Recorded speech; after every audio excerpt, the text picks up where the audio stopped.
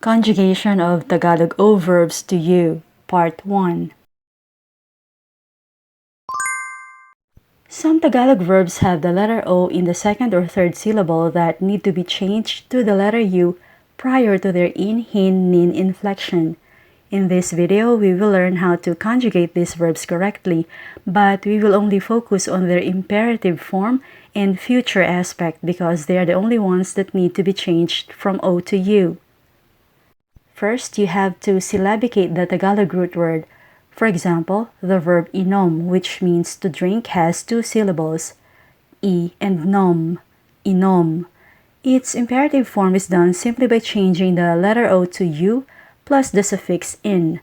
When you say imperative, it means that you're giving an order, a command, or an instruction to someone. So inom becomes I plus num plus in. Inumin. Drink. Inumin.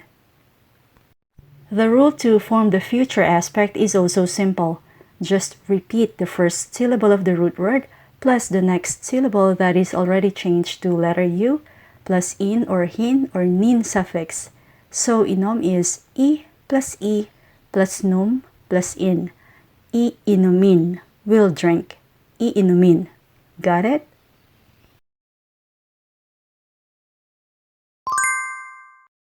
Here now are the 25 Tagalog verbs that we will conjugate to the letter U. Since you already understand how they are formed, I'll just read them so you'll know how these Filipino words are pronounced, as well as their meanings. Root word, ayos. It has two syllables, a and yos.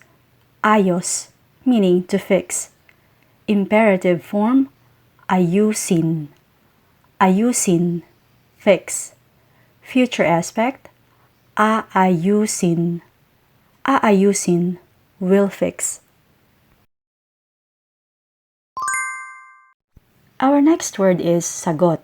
As a noun, sagot means an answer or a reply or a response. But as a verb root, sagot means to answer. It has two syllables, sa and got. Sagot. Imperative form, sagutin. Sagutin, answer. Future aspect, sasagutin. Sasagutin, will answer. Root word, suntok. It has two syllables, sun and tok. Suntok, meaning to punch. Imperative form, suntukin. Suntukin, punch. Future aspect, susuntukin.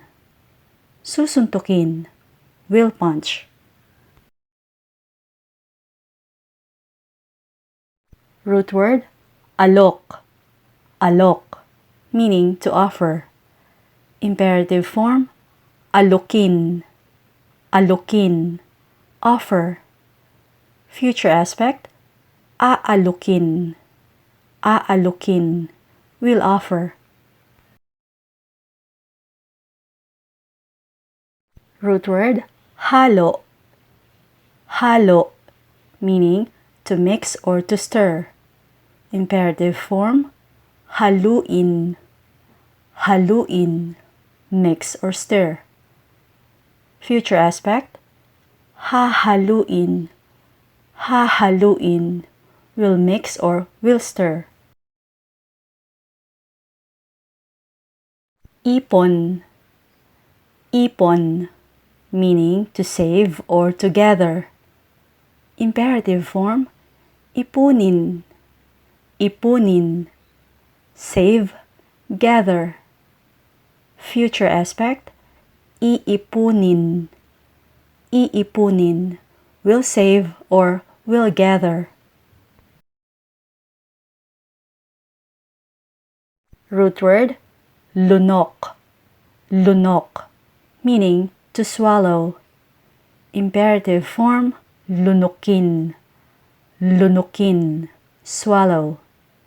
Future aspect, lulunukin. Lulunukin, will swallow. Hipo. Hipo, to touch. Imperative form, hipuin, hipuin, touch. Future aspect, hihipuin, hihipuin, will touch. Root word, bunot, bunot, meaning to pluck or to pull out. It also means to uproot. Imperative form, bunutin, bunutin, pluck out, pull out, uproot. Future aspect, bubunutin, bubunutin, will pluck out, will pull out, or will uproot.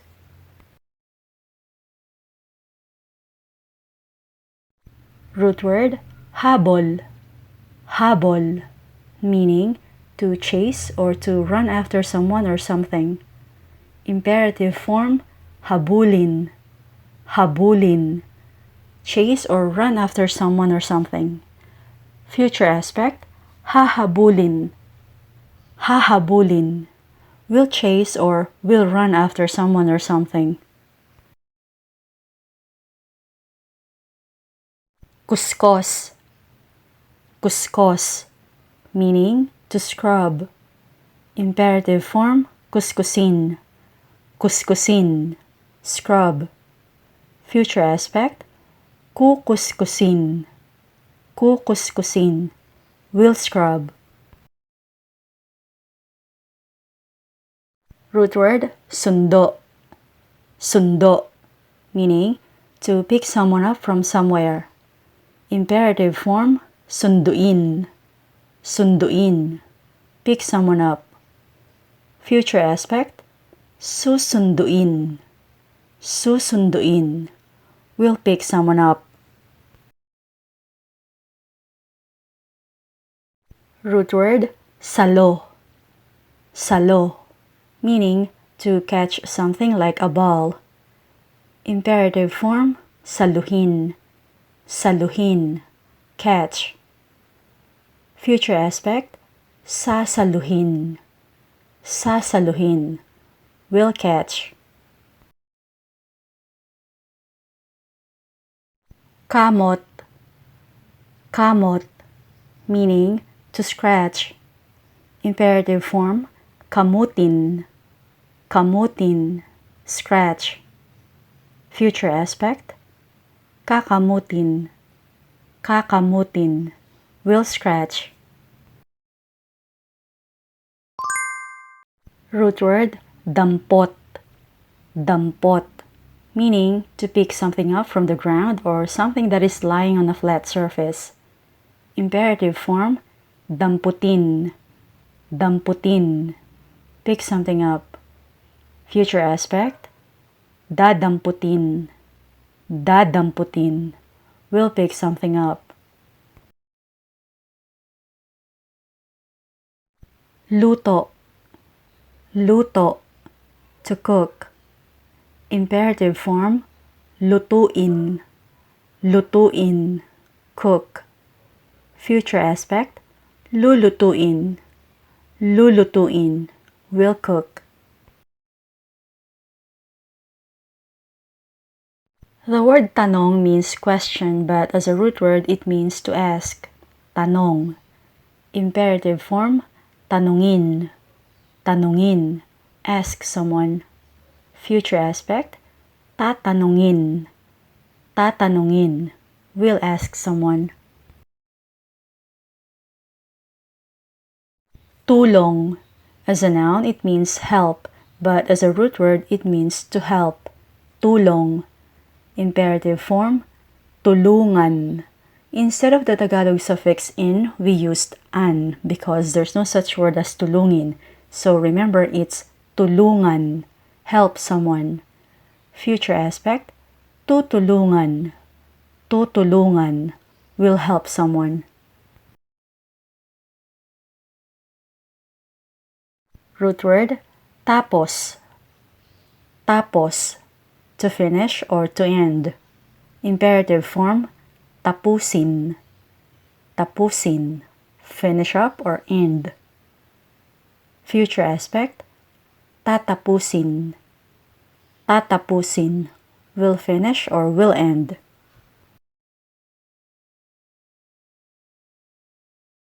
Turo, turo, to teach. Imperative form, turuan, turuan, to teach someone. Future aspect, tuturuan, tuturuan, will teach someone.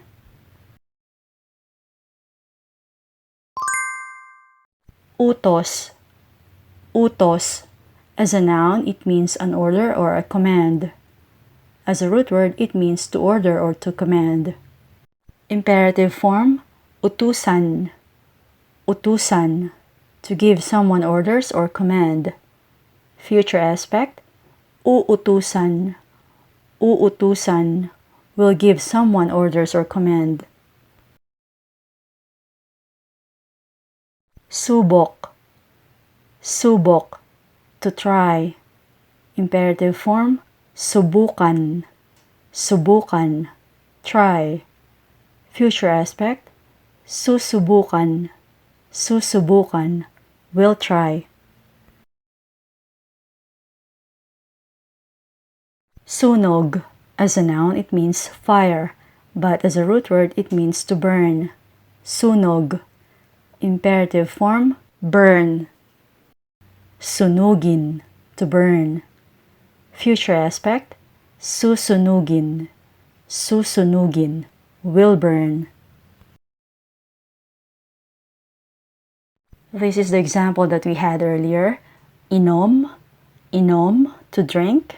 Imperative form, inumin, inumin, drink. Future aspect, iinumin, iinumin, will drink. Our last word has 3 syllables, sa, lu, and bong, salubong, which means to welcome and greet someone.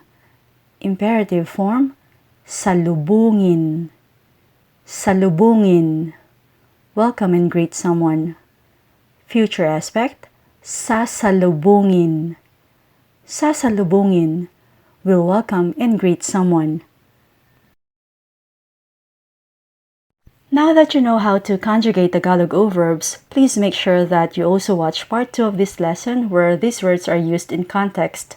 Thank you for watching and please like and share this video. Salamat po!